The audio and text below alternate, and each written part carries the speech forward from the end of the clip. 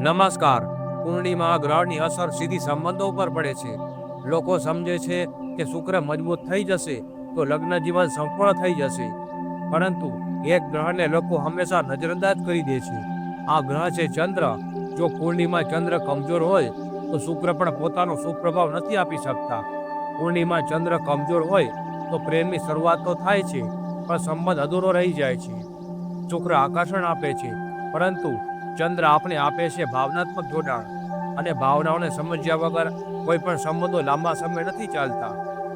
જેમ કે કોઈ વ્યક્તિ દેખાવમાં આકર્ષક હોય, જેને લીધે એ ઘણા સંબંધોથી જોડાય છે, પરંતુ એક પણ સંબંધ લાંબો સમય નથી ચાલતું. ચંદ્ર આપને પ્રેમનો અનુભવ કરાવે છે, પ્રેમને મહેસૂસ કરાવે છે, પરંતુ કમજોર ચંદ્ર હોવાથી એ ભાવનાઓને નથી સમજી શકતા.